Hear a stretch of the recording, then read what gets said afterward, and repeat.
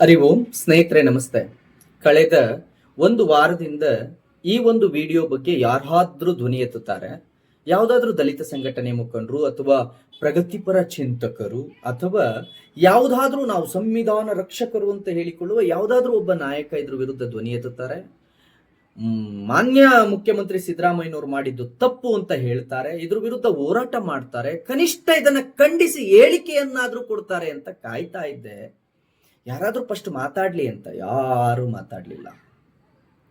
ಬಾಬಾ ಸಾಹೇಬ್ ಅಂಬೇಡ್ಕರ್ ಅವರು ಕೊಟ್ಟಂತ ಹಕ್ಕಿನ ಅಡಿಯಲ್ಲಿ, ಸಂವಿಧಾನದ ಅಡಿಯಲ್ಲಿ ಒಂದು ಜಿಲ್ಲೆಯ ಜಿಲ್ಲಾಧಿಕಾರಿಯಾಗಿ ಮ್ಯಾಜಿಸ್ಟ್ರೇಟ್ ಪವರ್ನ ಇಟ್ಟುಕೊಂಡು ನ್ಯಾಯಾಂಗದ ವ್ಯವಸ್ಥೆ ಒಳಗಡೆ ಒಂದು ನ್ಯಾಯಾಧೀಶನಾಗಿ ಕುಳಿತುಕೊಂಡು ಇಡೀ ಜಿಲ್ಲೆಯ ಮೊದಲ ಪ್ರಜೆಯಾಗಿರ್ತಕ್ಕಂಥ ಜಿಲ್ಲಾಧಿಕಾರಿಗಳಿಗೆ, ಸಂವಿಧಾನದತ್ತವಾಗಿ ಕುಳಿತಿರ್ತಕ್ಕಂಥ ಜಿಲ್ಲಾಧಿಕಾರಿಗಳಿಗೆ ಅಂಬೇಡ್ಕರ್ ಅವರು ಕೊಟ್ಟ ಆ ಹಕ್ಕಿನ ಅಡಿಯಲ್ಲಿ ಬಂದು ಕುಳಿತಿರ್ತಕ್ಕಂಥ, ತನ್ನ ಜ್ಞಾನದಿಂದ ಓದಿ ಸಂಪಾದನೆ ಮಾಡಿರುವ ಸ್ಥಾನ ಅದು.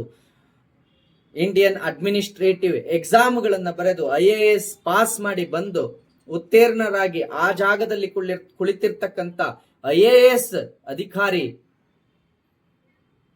ಒಬ್ಬ ಜಿಲ್ಲಾಧಿಕಾರಿಗೆ ಸಿದ್ದರಾಮಯ್ಯನವರು ಯಾವ ರೀತಿ ಮಾತಾಡಿದ್ರು, ಯಾವ ರೀತಿ ಅಪಮಾನವನ್ನು ಮಾಡಿದ್ರು, ಉದ್ದೇಶಪೂರ್ವಕವಾಗಿ ಈ ನಡೆ ಮಾಡಿದ್ದು, ಉದ್ದೇಶಪೂರ್ವಕವಾಗಿ ಒಬ್ಬ ಜಿಲ್ಲಾಧಿಕಾರಿಯನ್ನ ಅಪಮಾನ ಮಾಡಿದ್ದು. ಅವರನ್ನ ಆ ಸ್ಥಾನದಿಂದ ಅವ್ರೇನಾದ್ರೂ ಎಬ್ಬಿಸಿ ಬೇರೆ ಕಡೆ ಕಳಿಸ್ಬೇಕು ಅಂತ ಅಂದಿದ್ರೆ ಆ ಸ್ಥಾನದಿಂದ ಅವರನ್ನ ಎದಳಿಸ್ಬೇಕು, ಬೇರೆ ಕಡೆ ಕಳಿಸ್ಬೇಕು ಅನ್ನೋದೇ ಉದ್ದೇಶವಾಗಿದ್ರೆ ತನ್ನ PA ಯನ್ನ ಕರೆದು ಯಾರಿಗೂ ಕೇಳದಂತೆ ಹೇಳಿ ಆ ಕೆಲಸವನ್ನ ಮಾಡಬಹುದಿತ್ತು. ಆದ್ರೆ ಸಿದ್ದರಾಮಯ್ಯನವರು ಹಾಗೆ ಮಾಡೋದಿಲ್ಲ. ಅವ್ರಿಗೆ ಎಷ್ಟು ಅಗೌರವನ್ನ ತೋರಿಸ್ತಾರೆ ಅಂತ ಅಂದ್ರೆ, ಸ್ನೇಹಿತರೆ, ಫಸ್ಟ್ ಅವರು ನೀವ್ ಯಾರು ಅಂತ ಕೇಳ್ತಾರೆ. ಶಬ್ದ ನಿಮಗೆ ನೆನಪಿರ್ಲಿ. ಮೊದಲು ಅವರು ಕೇಳೋದು ನೀವು, ಬಹುವಚನದಿಂದ ಕೇಳುತ್ತಾರೆ. ವಿಡಿಯೋವನ್ನ ಗಮನಿಸಿ.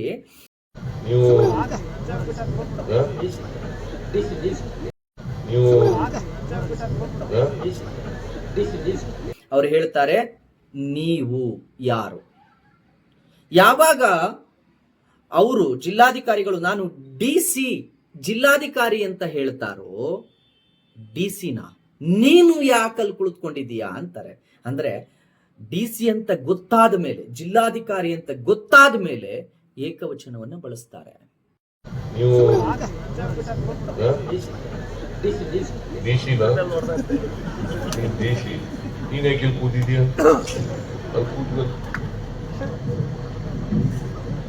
ಸ್ವಾಮೀಜಿಗಳು ಪಕ್ಕದಲ್ಲೇ ಕೂತ್ಕೊಂಡು ಎಷ್ಟಿರಬೇಕು ಇವರಿಗೆ ದುರಹಂಕಾರ, ಅಹಂಕಾರ, ಅಧಿಕಾರದ ಮದ ಎಷ್ಟಿರಬೇಕು ಯೋಚನೆ ಮಾಡಿ. ಇವತ್ತು ಪ್ರಶ್ನೆ ಮಾಡೋದಕ್ಕೆ ನಾವು ನೀವು ಹೆದರಿ ಕುಳಿತುಕೊಂಡ್ರೆ ನಿಜವಾಗ್ಲೂ ಇವರೆಲ್ಲ ಹೇಳ್ಕೊಳ್ತಾರಲ್ಲ ನಾವು ಸಂವಿಧಾನ ರಕ್ಷಕರು, ನಾವು ಅಂಬೇಡ್ಕರ್ ಅನುಯಾಯಿಗಳು ಅಂತ. DC ಮಾಡಿದ್ದು ಅಂಬೇಡ್ಕರ್ ಅವರು, ಒಬ್ಬ ಜಿಲ್ಲಾಧಿಕಾರಿಯನ್ನ ಮಾಡಿದ್ದು ಅಂಬೇಡ್ಕರ್ ಅವರು ಬರೆದ ಸಂವಿಧಾನ. ಅಲ್ಲಿ ಬಂದು ಕುಳಿತುಕೊಂಡಿದ್ದು ಅಂಬೇಡ್ಕರ್ ಅವರ ಬರೆದ ಸಂವಿಧಾನದ ಅಡಿಯಲ್ಲಿ ಅವರು ಬಂದು ಜಿಲ್ಲಾಧಿಕಾರಿಯಾಗಿದ್ದು.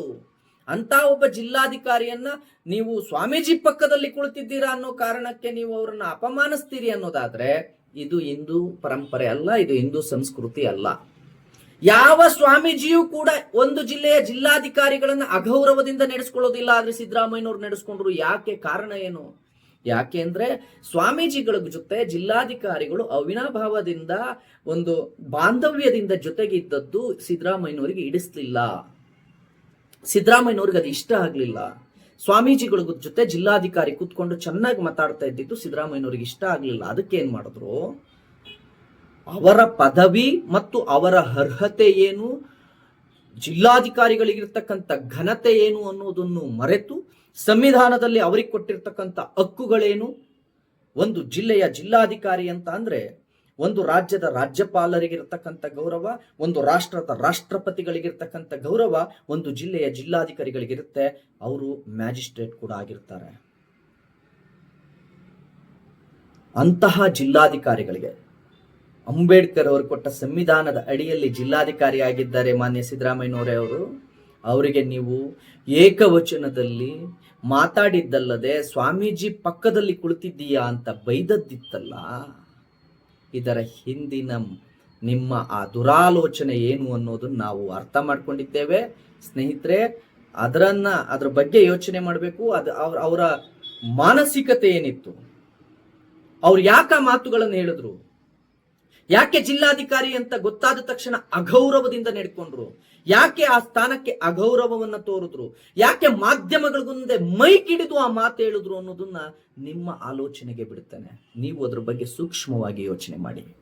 ಆದ್ರೆ ನಿಮ್ಗೆ ಗೊತ್ತಿರಲಿ, ಯಾರೆಲ್ಲ ಸಂವಿಧಾನ ರಕ್ಷಕರು ಅಂತ ಹೇಳ್ತಿದ್ದಾರೋ, ಯಾರೆಲ್ಲ ಮೊನ್ನೆ ಬಂದ್ ಮಾಡಿಕೊಂಡು ಅಮಿತ್ ಶಾ ಅವ್ರು ಕೊಟ್ಟ ಹೇಳಿಕೆಯನ್ನ ವಿರೋಧ ಮಾಡಿದ್ರು, ನಾನು ಅವರಲ್ಲಿ ಕೇಳ್ತೇನೆ, ಜಿಲ್ಲಾಧಿಕಾರಿಯಾಗಿದ್ದು ಯಾವುದೋ ಮಠದಿಂದನೋ ಯಾವುದೋ ದೇವಸ್ಥಾನದಿಂದನೋ ಯಾವುದೋ ವ್ಯಕ್ತಿಯಿಂದನೋ ಅಲ್ಲ, ಅವರು ಬಾಬಾ ಸಾಹೇಬ್ ಅಂಬೇಡ್ಕರ್ ಅವರು ಬರೆದ ಸಂವಿಧಾನದ ಅಡಿಯಲ್ಲಿ ಅವರು ಜಿಲ್ಲಾಧಿಕಾರಿಯಾಗಿದ್ರು. ಈಗ ನೀವು ಹೇಳಬೇಕು ಜಿಲ್ಲಾಧಿಕಾರಿಗಳಿಗೆ ಅಗೌರವ ತೋರಿದ್ದು ಸಿದ್ದರಾಮಯ್ಯನವರು ಯಾಕೆ ಅಂತ.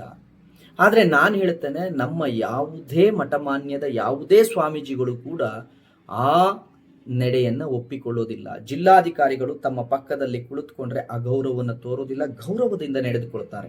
ಯಾವ ಸ್ವಾಮೀಜಿಗಳಿಗೂ ಇದು ವಿರೋಧ ಇರಲಿಲ್ಲ. ಆದ್ರೆ ಸಿದ್ದರಾಮಯ್ಯನವರಿಗೆ ಯಾಕೆ ವಿರೋಧ ಇತ್ತು ಅಂತ ಅಂದ್ರೆ, ಸ್ವಾಮೀಜಿಗಳ ಜೊತೆ ಅದೇ ಮೌಲ್ಯಗಳ ಜೊತೆ ಬಾಂಧವ್ಯದಿಂದ ಜಿಲ್ಲಾಧಿಕಾರಿಗಳಿದ್ದಿದ್ರೆ ಸಿದ್ದರಾಮಯ್ಯನವರು ಒಪ್ಕೊಳ್ತಿದ್ರು ಅನ್ಸುತ್ತೆ.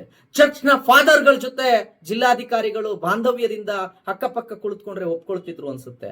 ಸ್ವಾಮೀಜಿಗಳ ಜೊತೆ ಕುತ್ಕೊಂಡಿದ್ದು ಸಿದ್ದರಾಮಯ್ಯನವರಿಗೆ ಇಷ್ಟ ಇರಲಿಲ್ಲ ಅಂತ ನನ್ನ ಭಾವನೆ. ಯಾವುದು ಏನೇ ಇರಲಿ, ಅವರ ಭಾವನೆ ಏನೇ ಇರಲಿ, ಆದ್ರೆ ಬಹಿರಂಗವಾಗಿ ಒಂದು ಜಿಲ್ಲಾಧಿಕಾರಿಗಳ ಜೊತೆ ನಡೆಕೊಂಡಂತ ರೀತಿ ಇತ್ತಲ್ಲ, IAS ಓದಿ ಬಂದಿದ್ದಾರ್ರಿ. ನಾನು ಅದಕ್ಕೆ ಮಕ್ಕಳನ್ನ IAS ಮಾಡ್ತೀನಿ, KS ಮಾಡಿಸ್ತೀವಿ, IPS ಮಾಡಿಸ್ತೀವಿ ಎಂದಾಗ ಇಂಥ ಬದುಕನ್ನು ಬದುಕೋದಕ್ಕೆ ಈ ರೀತಿ ಆ ಅಧಿಕಾರಶಾಹಿಗಳನ್ನು ಕೈ ಹಿಂಗಿಡ್ಕೊಂಡು ಅವ್ರು ನಿಂತ್ಕೊಂಡಾಗ ಆ ಘನತೆ, ಸಿದ್ದರಾಮಯ್ಯನವರೇ IAS IPS ಮಾಡಿ ಅಂತ ನೀವು ಮುಂದಿನ ಪೀಳಿಗೆಗೆ ಹೇಳ್ಬೇಕಾಗಿರೋರು. ಒಬ್ಬ IAS ಅನ್ನ ಈ ರೀತಿ ನಡೆಸ್ಕೊಂಡ್ರೆ ಮಕ್ಕಳಿಗೆ IAS ಆಗಬೇಕು ಅನ್ಸುತ್ತಾ ನಿಮ್ಮದನ್ನ ನೋಡಿದಾಗ? ನಾನು IAS IPS ಮಾಡಬೇಕು ಅಂತ ಹಂಬಲಿಸ್ತಾ ಇರ್ತಕ್ಕಂಥ ವಿದ್ಯಾರ್ಥಿಗಳಿಗೆ ನೀವು ಏನ್ ಮೆಸೇಜ್, ಏನ್ ಸಂದೇಶವನ್ನು ಕೊಡ್ತಾ ಇದ್ದೀರಾ? ಒಬ್ಬ ಜಿಲ್ಲಾಧಿಕಾರಿ ಆಗಬೇಕು ಅಂತ ಕನಸು ಹೊತ್ತಿರ್ತಕ್ಕಂಥ ವಿದ್ಯಾರ್ಥಿಗೆ ನೀವು ಏನ್ ಮೆಸೇಜ್ ಕೊಡ್ತಾ ಇದ್ದೀರಿ, ಏನು ಸಂದೇಶ ಕೊಡ್ತಾ ಇದ್ದೀರಿ? ಅಗೌರವದಿಂದ ನೀವೇ ನಡೆದುಕೊಂಡ್ರೆ ಯಾರಿಗ್ರಿ ಆ ಹುದ್ದೆ ಮೇಲೆ ಗೌರವ ಬರುತ್ತೆ?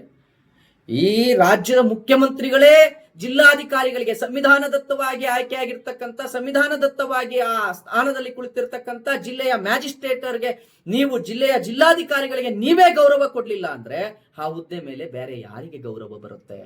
ನೀವೇ ದುರಹಂಕಾರದಲ್ಲಿ ಏಕವಚನದಲ್ಲಿ ನಡ್ಕೊಳ್ತೀರಿ ಅಂತ ಅಂದ್ರೆ ಇದು ಸಂವಿಧಾನ ಬಾಹಿರ ಅಲ್ವಾ? ಇದೇ ಮಾತನ್ನ ಏನಾದ್ರೂ ಅಮಿತ್ ಶಾ ಹೇಳಿದ್ದಿದ್ರೆ, ಇದೇ ಮಾತನ್ನೇನಾದ್ರೂ ಭಾಜಪದ ಯಾವ್ದಾದ್ರು ನಾಯಕರು ಹೇಳಿದ್ದಿದ್ರೆ ಇಷ್ಟೊತ್ತಿಗೆ ಬಂದಿಗೆ ಕರೆ ಕೊಟ್ಟಿರೋರು, ಸಂವಿಧಾನದತ್ತವಾದಂತ ಜಿಲ್ಲಾಧಿಕಾರಿಗಳಿಗೆ ಅಂಬೇಡ್ಕರ್ ಅವರು ಕೊಟ್ಟಿರ್ತಕ್ಕಂಥ ಹಕ್ಕು, ಅದು ಜಿಲ್ಲಾಧಿಕಾರಿಗಳಾಗಿದ್ದು ಅಂಬೇಡ್ಕರ್ ಅವರ ಸಿದ್ಧಾಂತದಿಂದ, ಅಂಬೇಡ್ಕರ್ ಬರೆದ ಸಂವಿಧಾನದಿಂದ ಆ ಸ್ಥಾನಕ್ಕೆ ಅಗೌರವ ಕೊಟ್ಟರು ಅಂತ ಬಹಳ ದೊಡ್ಡ ಹೋರಾಟ ನಡೀತಿತ್ತು. ಆದ್ರೆ ಈಗ ಯಾವ ಹೋರಾಟವೂ ಇಲ್ಲ. ಕಾರಣ ಇಷ್ಟೇ, ಅದನ್ನು ಮಾತಾಡಿದ್ದು ಇಸ್ಲಾಮನ್ನು ಓಲೈಸಿಕೊಂಡು, ಇಸ್ಲಾಮನ್ನ ಬೆಳೆಸಿಕೊಂಡು, ಇಸ್ಲಾಂನ ಉದ್ಧಾರಕ್ಕಾಗಿಯೇ ನನ್ನ ಜನನವಾಗಿದೆ ಎಂದು ನಂಬಿಕೊಂಡಿರುವ ರೀತಿ ವರ್ತಿಸುತ್ತಿರುವ ಸಿದ್ದರಾಮಯ್ಯನವರು